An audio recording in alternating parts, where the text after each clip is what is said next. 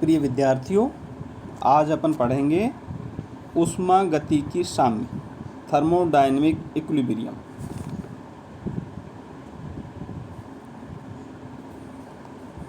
जब किसी तंत्र का कोई भी प्रेक्षणीय गुणधर्म या स्थूल गुणों, माइक्रोस्कोपिक प्रॉपर्टीज जैसे ताप, दाब आदि में समय के साथ परिवर्तन नहीं होता है, तो वह तंत्र ऊष्मागतिकी साम्य में होता है।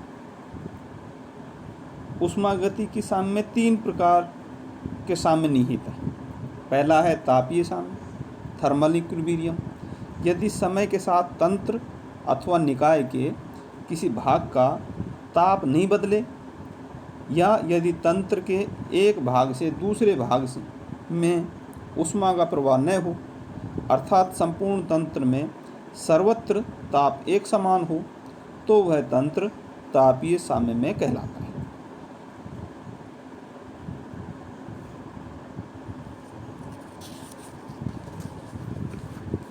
दूसरा है बच्चों रासायनिक साम्य,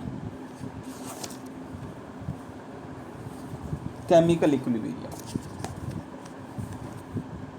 यदि समय के साथ तंत्र में उपस्थित विभिन्न प्रावस्थाओं में संगठन में परिवर्तन न हो, तो वह तंत्र रासायनिक साम्य कहलाता है, अर्थात सांद्रताओं में परिवर्तन नहीं होता। तीसरा है यांत्रिक साम्य, मैकेनिकल इक्विलिब्रियम। यदि किसी तंत्र का एक भाग दूसरे भाग पर कोई यांत्रिक कार्य नहीं करे, अर्थात तंत्र के अंदर या उसकी सीमाओं पर पदार्थ का प्रवाह न होता हो, तो वह तंत्र यांत्रिक साम्य कहलाता है। यह तभी संभव है जबकि पूरे तंत्र में सर्वत्र दाब समान हो।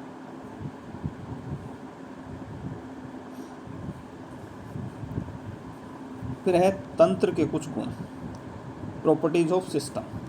तंत्र के गुणों को 2 भागों में विभाजित किया जा सकता है। पहला मात्रात्मक या विस्तारण गुण और दूसरे हैं मात्रा स्वतंत्र या विशिष्ट गुण या गहन गुण। हम पहला पढ़ेंगे एक्सटेंसिव प्रॉपर्टी या मात्रात्मक या विस्तारणीय गुण। जैसा इनके नाम में विदित है, वे गुण जो तंत्र में उपस्थित पदार्थ या पदार्थों की मात्रा पर निर्भर करते हैं, तंत्र के मात्रात्मक गुण कहलाते हैं। उदाहरणतः आयतन, द्रव्यमान, अणुओं की संख्या, ऊर्जा, ऊष्मा की मात्रा, ऊष्माधारिता, एंट्रोपी, आंतरिक ऊर्जा आदि, जो भी क्वांटिटी पे डिपेंड करेंगे।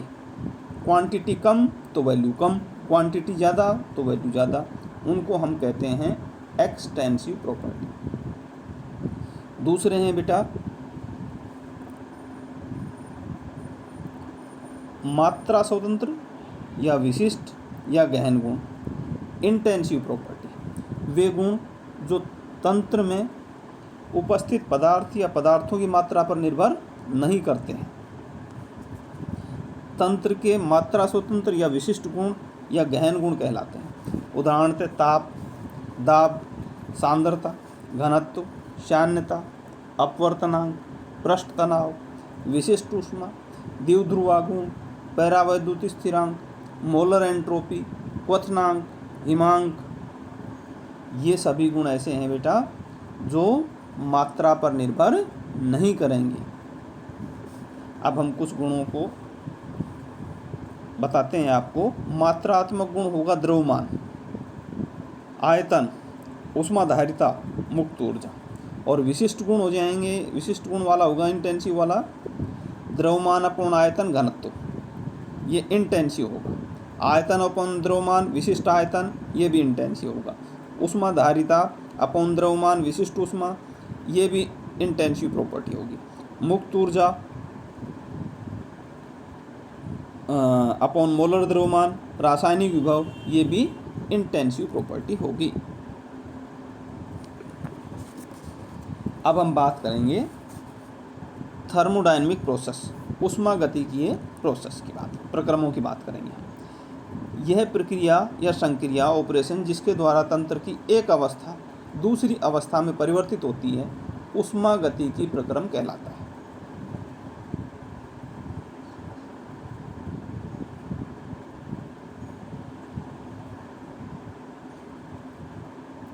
तंत्र की अवस्था में परिवर्तन निम्नलिखित प्रक्रमों द्वारा किया जा सकता है। कौन कौन से हैं जिनसे हम परिवर्तन कर सकते हैं? पहला है समतापी प्रक्रम, आइसोथर्मल प्रोसेस। यह प्रक्रम समतापी प्रक्रम कहलाता है, जिसके प्रत्येक पद में ताप स्थिर रहे। ताप स्थिर रखने के लिए तंत्र अपने पारिपार्श्विक से ऊष्मा का विनिमय करने के लिए स्वतंत्र होता है।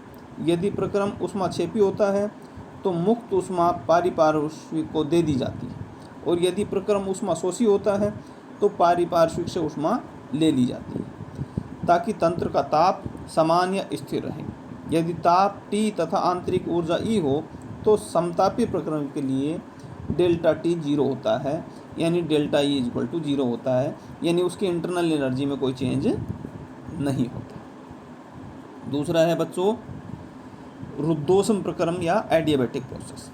इस प्रकार के प्रक्रम में तंत्र अपने पारिपार्श्विक से ऊष्मा का विनिमय नहीं करता है। इस प्रक्रम में तंत्र के ताप में परिवर्तन संभव है।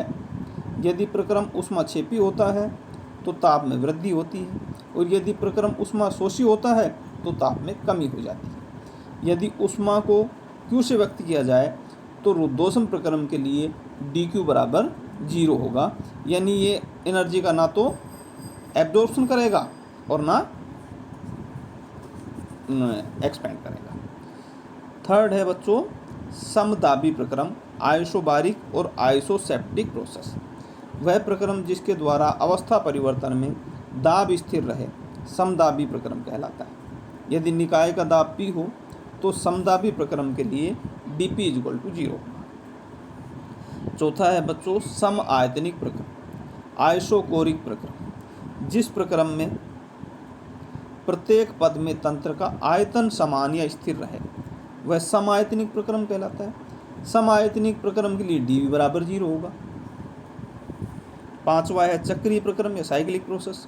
यदि कोई तंत्र अथवा परिवर्तनों की श्रृंखला से गुजरते हुए पुनः अपनी प्रारंभिक अवस्था में आ जाए तो वह प्रक्रम चक्रीय प्रक्रम कहलाता है, यानी घूमता हुआ वापस वही पहुंच जाए। और सिक्स्थ है पाथ। तंत्र के प्रारंभिक अवस्था से प्रारंभ कर मध्य अवस्थाओं से गुजरकर अंतिम अवस्था में पहुंचने के तंत्र को पथ कहते हैं। सातवां है अनुत्क्रमणीय तथा उत्क्रमणीय, रिवर्सिबल तथा इरिवर्सिबल।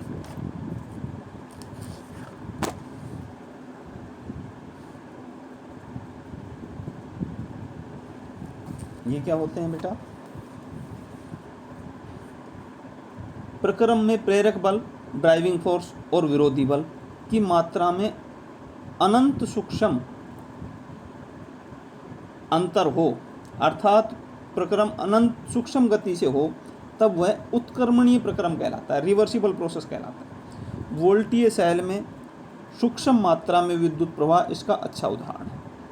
उत्क्रमणीय प्रक्रम में तंत्र की अवस्था के चर दाब, आयतन आदि में अनंत सूक्ष्म अधिक या कम कर देते हैं, जिससे वो रिवर्सिबल रहता है।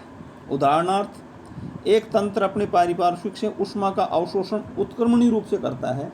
इसका यह तात्पर्य है कि पारिपार्श्विक का ताप तंत्र के ताप से अनंत सूक्ष्म अधिक हो, तभी ऊष्मा का विनिमय संभव है। यदि तंत्र का ताप पारिपार्श्विक के ताप से अनंत सूक्ष्म बढ़ा दिया जाए तो तंत्र ऊष्मा का उत्सर्जन करने लगेगा, अर्थात प्रक्रम रिवर्स हो जाएगा। अतः तंत्र हमेशा ही प्रत्येक क्षण अपने पारिपार्श्विक से साम्य अवस्था में रहता है तथा पारिपार्श्विक के फलनों के अनंत सूक्ष्म अंतर कर देने पर प्रक्रम रिवर्स हो जाता है, उत्क्रमित हो जाता है। यदि प्रक्रम बहुत तीव्र गति से होता है, अर्थात स्पॉन्टेनियस होता है, स्वतः होता है, तो यह प्रक्रम अनुत्क्रमणीय कहलाता है, इरिवर्सिबल कहलाता है। इस प्रकार के प्रक्रम में तंत्र की अवस्था के चर पारिपार्श्विक चरों में काफ़ी अंतर होता है, इसलिए तंत्र अपने पारिपार्श्विक साथ साम्य अवस्था में नहीं रहता है।